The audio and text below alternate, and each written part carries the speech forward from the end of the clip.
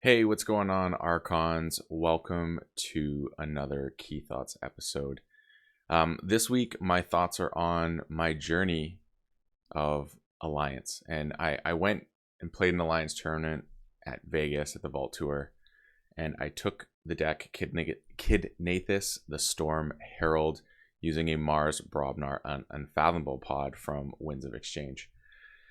And it was quite the journey. It was tumultuous, to say the least. The journey to there and then there itself. I learned so much about Alliance along the way, and I wanted to share my journey with you. There was one point when I was like, I don't like Alliance. I think it is terrible, blah, blah, blah, all this.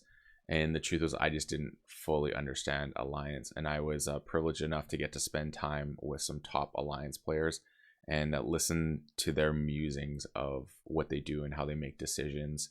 And a lot of that helped me understand where I went wrong, and also seeing the field of decks out there, I understood things very clearly. So first off, a big part of Alliance is efficiency. The faster you can draw and get through your deck to hit certain combo pieces seems to be a cornerstone of success within it. Based on what the top decks have been and certain pods that are in there. So that alone makes Winds of Exchange a little bit more challenging to go up and create this, because their efficiency, like Logos doesn't exist, and Logos is a very common house that you will find within the, I can't even think now, Constructed Alliance format. So that is one thing that I didn't have at my disposal, but I thought about going about it a different way, and it is possible with my deck to do it. But there's also the fact that Alliance, having some hard R and getting rid of artifacts is a huge part of Alliance, because Eaton's Jar and Heart of the Forest have dominated in tournaments. It doesn't even matter that it's not widely used. It's the fact that it is used makes it suddenly a thing that must be combated to some degree. So that brings us to what I created. So I approached this differently. Is I had a concept that I wanted to do. So I didn't want to copy what everyone else is doing. I wanted to create something that on its own had not been done before, that I've seen in a Vault Tour. I'm sure I'm not the first person to do this though.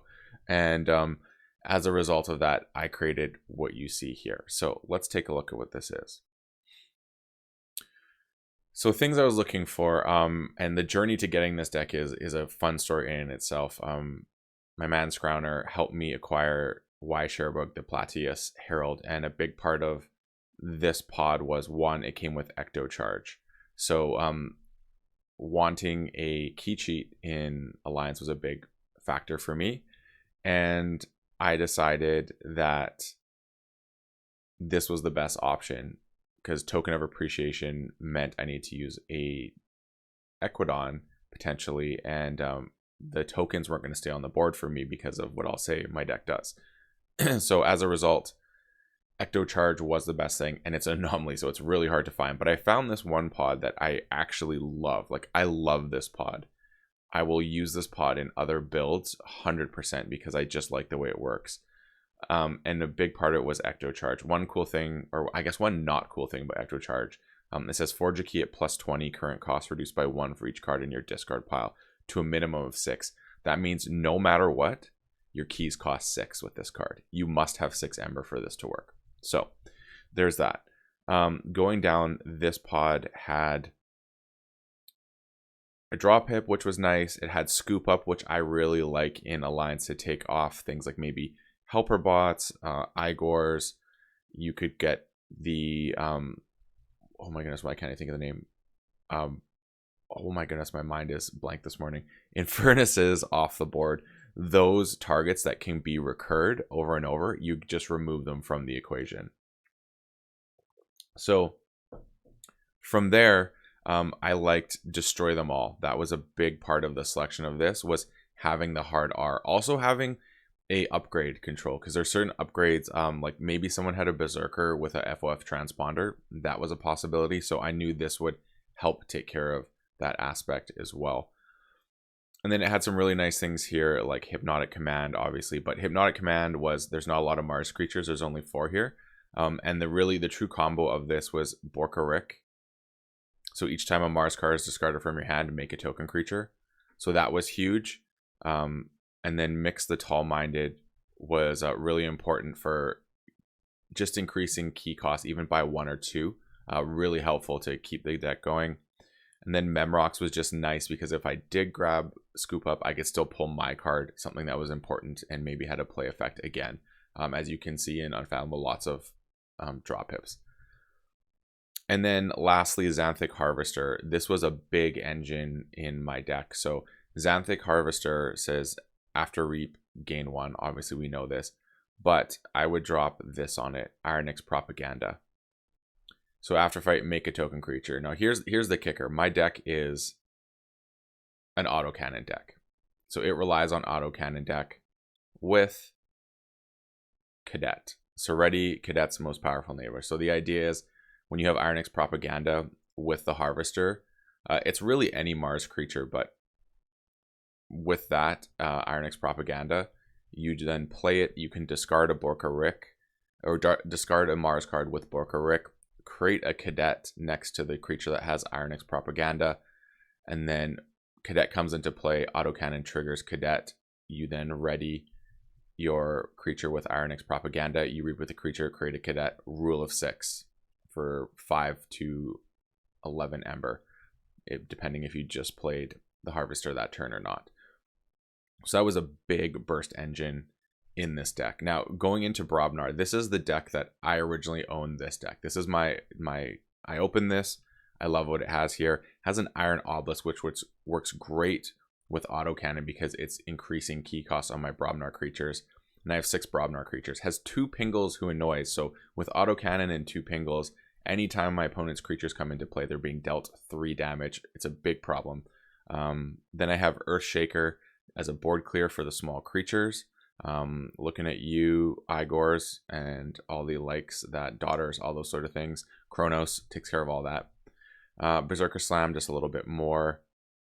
I forgot some stuff over here. Ammonia Clouds, again, just a little bit more boards control. Mars Needs Ember pairs really well with the autocannon. And then lastly, the Nyan Outpost, just a way to make more token creatures and potentially put something like a Earthshaker, any of those cards that have good play effects on the bottom to recur. Again, a lot of the Unfathomable went into this category. And then this also had Brick Nasty, which was just fun to have because there's, as you can see below, there's 2 Might Clubs, so it could work right away, and a Fresh Marks. And then you can just get things fighting, gain some Ember from fighting as well. It became a target. People just know Brick Nasty is a problem, so it would get taken out, and so it distracted from some other more high value things. Fire Spitter was also really great in this deck just to clear the board.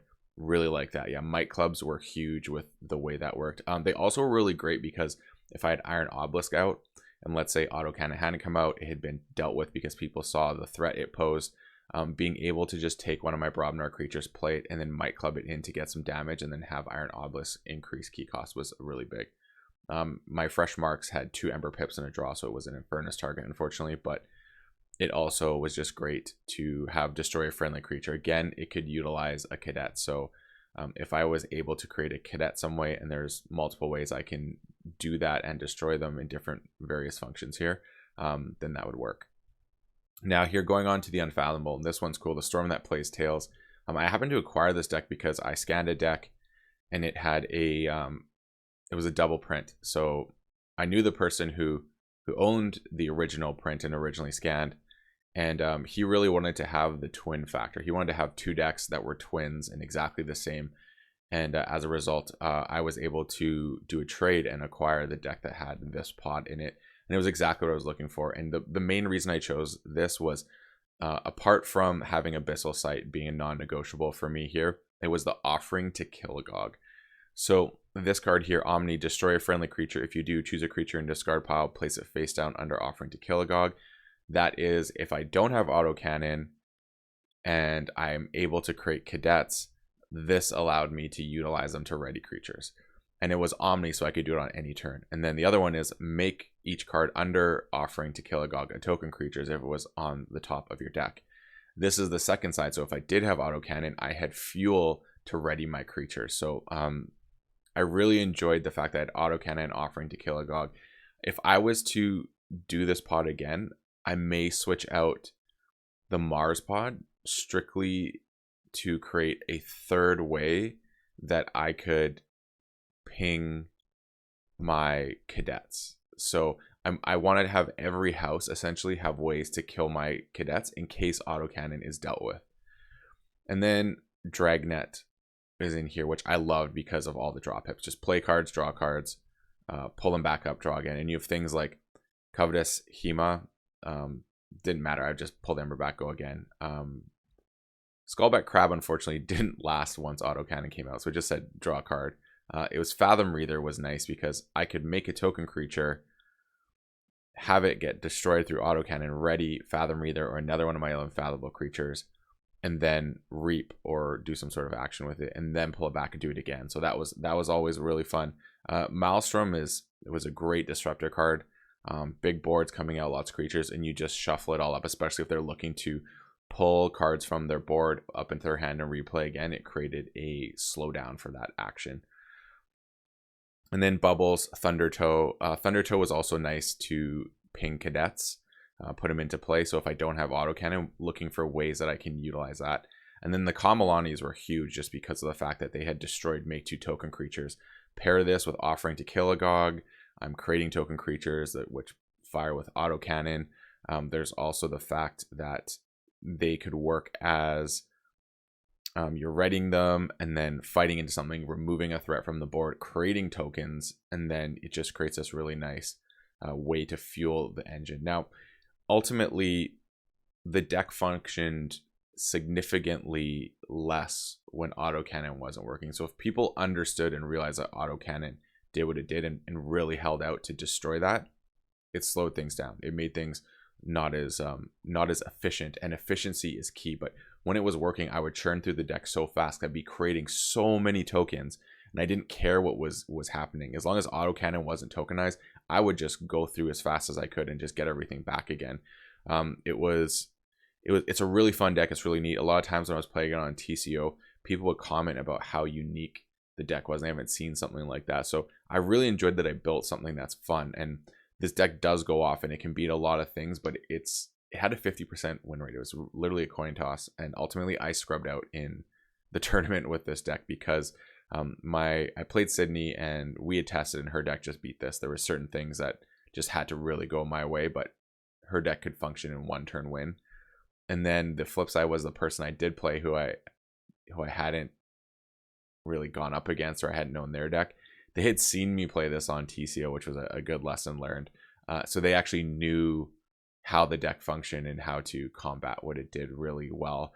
They were also a really solid player, so they probably would have figured that out very quickly, but I think they knew that autocannon had to be dealt with right away, because they did. They dealt with it like instantly. I don't even think I got 1 turn with it. So that was really good lessons learned. I really enjoy this deck. I want to try and figure a way to make it a little bit more efficient. I think Mars going away is how it's going to have to be. So I'm going to play around with that idea. I'm going to lose the key cheat, unfortunately, but I think it'll be okay in the long run. But I definitely am going to use that pod and build something else, because I really like the way it works. I think it's really interesting. It's a really fun deck, and I may even pivot a completely different route, but right now it's a fun deck. And I may even go, don't use autocannon, take that out of the equation, but still go for the same idea of getting rid of my cadets in a different way. So I'm going to play around to see what I can do, because I think it could be really fun. And I actually really like this build. So I'm going to keep using this. This will definitely be in the tank of something I play, but it will not be the end all be all for a deck. I really understand what needs to happen now, and it's the efficiency. So that was the deck. That was my journey. I still actually really enjoy Alliance. I may have vocally said I don't like the meta. I didn't understand the meta. Now that I do and understand what people play, you just got to account for that in your decisions. And I think this is going to be a fun journey where I go next. I'm not sure that Winds of Exchange has the crazy alliance right now. It seems the Berserker is the one, like having the Berserker decks is the main one with the Halifast. And that is a big one, but I still think that its win rate is not as high as what you see with those AOA Logos builds and Logos. Like the way that you can just have drop hips and digging possibilities, it really creates the ability that things can happen in one turn without you being able to respond. So you're losing before you have a chance to respond, and that's where I think WoW kind of falls a bit short. So we'll see, though. I'm going to keep iterating in different things because I do love the process of building and what it goes through. So hope you enjoyed hearing my journey of Alliance and coming to a culmination at the Vegas Vault Tour. It was a lot of fun. I tested a whole bunch of decks. I have a Cleric Whirlpool deck that I still want to try out. I'm not sure how it necessarily would work based on what I've seen, but it could work, and I just got to see how it disrupts. So that's going to do it for this episode of KeyThoughts, sharing my Alliance journey. Hope you enjoyed, and as always, folks, may your ember never be stolen and your keys forged promptly. Have a good one.